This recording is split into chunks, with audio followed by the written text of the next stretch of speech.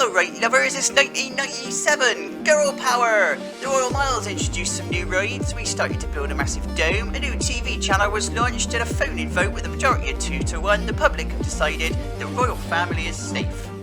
Well, most of them anyway.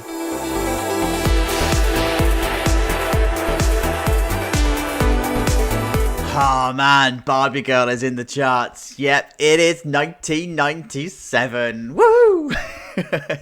So off the back of the massive installation last week, I do need to find ways of building in those smaller investment years that parks would go through whilst making the episode watchable and keeping the series short. It is kind of unrealistic to expect huge roller coasters each week, and this episode's going to be one of them smaller years. Now it means that this is another one and done episode, and this is the area that we are working with. This area hasn't been touched since 1930.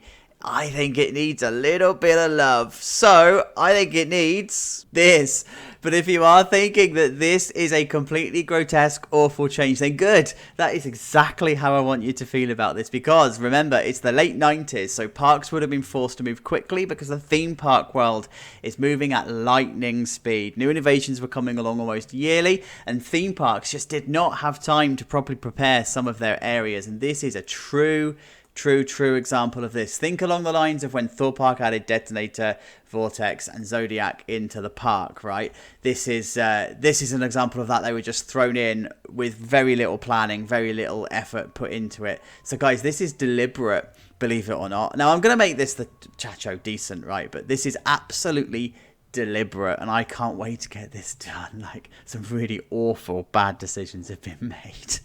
But let's have a look at those awful bad decisions before we go into that build mode, right? So this is a ride, the Flying Island. I have never in my time of playing Planet Coaster, especially since it's been in the park, since it's been in the game, I have never used this ride, and I think it's time that I did. So we've got ourselves a Flying Island introduced sort of, around about now. The theme is completely off as well, but I decided to keep the restaurant that's here. So again, in the original Golden Acre park, this would have been the music stand. So this stayed in, and they kind of complement each other, right, in style. So we're happy with this, and of course it needs tidying up. The terrain's not going to stay the same, and I wanted to have this gap here. Would the park have taken the opportunity to put the boats underneath it? They might have done, I might see if there's room to stick it under it and see what happens. Health and safety nightmare in 2023, but hey, still the late 90s. You can get away with quite a bit of stuff. And then over here we've got the breakdance. So this is a ride that was first introduced now. Again, I'm building this into the hill, right? So I've managed to find a way of hiding the pad, and that's where you can just plonk it down and use the natural path to hide the pad. So this just sits there. I'm going to put foliage and stuff around this, a little bit like Canada's Wonderland does with their, I think it's a teacups ride. It's not actually a breakdance, but yeah, I wanted this in. And of course you've got the queue line that's sitting here. Don't know if the queue line's going to be long enough. I might need to edit it a little bit because it depends on the prestige of this ride. This one does get quite a high prestige, but that's all right because I kind of want people in this area, so I might just extend it. And then I need to do some the foliage and landscaping stuff in here anyway to bring this all together, right? It's all going to make sense when it's done. And then we've got ourselves a KMG afterburner. So yes, these were first introduced in 1998. So we are a year early in the IRL universe. So we could probably get away with saying that we were the first one. The first one was in a fair somewhere. It was a travelling version. So actual theme park versions, like static versions, plumbed in versions as I call them, didn't really exist at this point. But let's just say it is, right? And then we've got the queue line that's along here. Again, I think I might need to change the queue line. I kind of need to do the landscaping here to really see how this properly fits together. But what I'm thinking here, though, is that this would actually continue this retaining wall aspect here, and then this would all be paved or something. So I'll make a feature of this, and it is on a different height, right? So there's slightly higher than the pathway that we've got going on here. I've got, again, horribly placed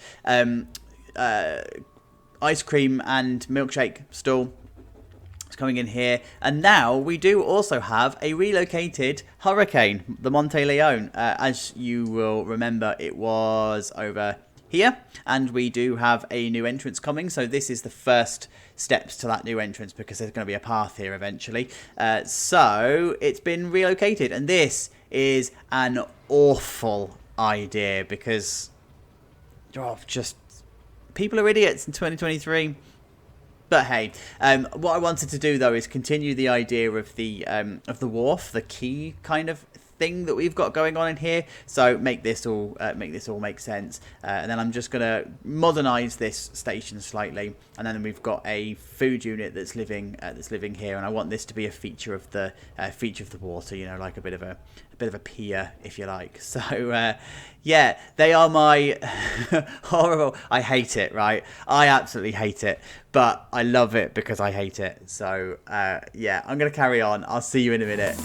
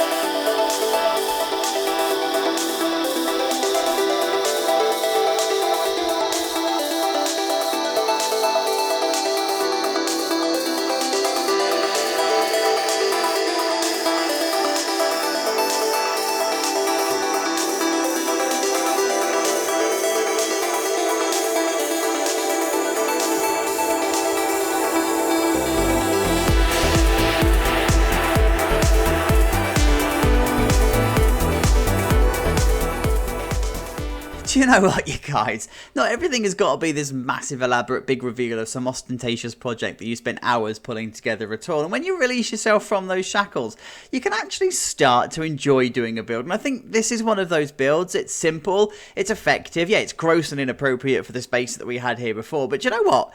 It weirdly works, and I don't know how, but it took longer to do than last week's coaster. I think it was all the configuration of the land and stuff that I had to do here, but I'm digging how this has turned out. You know, it's respectful to the area, and it does actually sit quite well where it is. I mean, like, if you look at it from this view, it's not as ostentatious and disgusting and grotesque as I thought it was going to be, but it is still ostentatious and grotesque. And I'm so here for it. Right, so where do we even begin? Because there is quite a lot to show you in a really small amount of space, right? So we're going to start here with a flying island. Here's our friend, the flying island, right up at the top there. So this is what I wanted to do with the actual island itself. Hide it off completely, put some kind of perimeter wall and stuff in, and then you are good to go. I've kept this as dirt, and I didn't want to do any kind of like walkways and stuff going between here. I wanted to keep it clean. There would be some kind of equipment that's hidden somewhere in a maintenance area that they'd pull out of season, and they would put a temporary walkway, or maybe they'd do boats or something. But this area needed to be clear. It felt like that's what it needed to do. So this area is dirt, and then I've just put some flower beds and stuff around the outside here because, of course, you want it to look nice on the actual shoreline, right? And then it's still 1930, but our food unit here has got some new umbrellas. That's the extent of its facelift. That's all it's getting. That's all it's allowed. That's all the budget extended to. No further than a few umbrellas. The queue line here then for the flying island is probably too short for the game. This has got quite a high prestige for the length of time it takes to complete a full circuit or full cycle. But for real life, this is probably about right for what you would expect this type of ride to have. And then I've put in these steps along here. I wanted to create a feature of the shoreline, right? So, yeah, we're trying to make a lagoon around the outside here with the walkway and stuff, and it felt like this couldn't be a walkway because of the flying island and stuff. So I still wanted to make a thing. It was originally going to be a show. Kind of figured I haven't really got any space to do that without getting rid of the boats. We've got better places that we can do this. So instead, I've just made this a nice little area to have some food. I have also copied that across to here as well. Not so desirable because you're next to the boats that are chugging out all sorts of crap into the atmosphere. Chessington, I'm looking at you. You Les. But yeah, it is what it is. It's sitting there and it's looking it's looking quite comfortable. And then of course we've got the break dance that's living here. So I like how this is just sunk into the side of the hill. I've had to use in this build a lot of foliage to hide a lot of misdemeanors that are going on, right? It is what it is. It's how you have to run it with the game. So let's just squint and pretend that this is built into the side of the hill. It's alright. It is what it is. And the queue line, of course, just sits there, sitting pretty. Now, you may have spotted something new. It is the 90s, and not to be outdone by Alton Towers, we now have park-wide queue time boards. This is now a thing. It's the late 90s. Oh, did you see that little animation? Ha, ha, ha, ha. In case you're wondering, all I've done is I've downloaded a dot matrix font from somewhere. I have thrown it into Resolve, and I've just made a video of a loop of all of this stuff. But I wanted it to feel like it was the same as That's such a cool effect. Now I see it in game. This is the first time I've actually sat and watched it. I'm sorry, I'm golfing at my own work. I wanted it to feel like the Alton Towers dot matrix ones were back in the day, and as it turns out, it looks really, really good. So I have actually plastered those around the park everywhere. So when we go on tours and stuff of other areas that we're going to be updating, then you'll find that around. So this is the little area here then. I wanted to keep this true to the whole Royal Myle principle, you know, the elegant but sophisticated and simple buildings. So this is what I've gone for here. It's a bit of a pavilion style building that's living on the lake, and it's out on the lake, so you can actually sit and have some lunch by the water. It's out on a pier, a newly built pier, partly because we've taken away a few paths from here, right? So we're going to be squeezing a lot of people down this area, so you don't want seating areas and stuff to loiter here, so actually just have them on a pier, and then you are good to go. We come over to our afterburner friend. There's our afterburner friend. I did have to do some reconfiguring of this queue line. I don't remember what it was like actually, but yeah, because of the way that stuff fell in the terrain and whatever, I had to just reconfigure it. But however, this is looking good. Now I am breaking the game slightly. I have run this through with guests, and the guests do use the stairs here and the stairs here, and you see them walking through plants and stuff. But you know what? There's no guests here. We'll just take it as it looks, and this is how a park would have probably landscaped this ride anyway. Try and hide it into the side of the hill as much as possible. We know that the pads for these rides are huge, and they are just disgusting, and they're just completely uncalled for.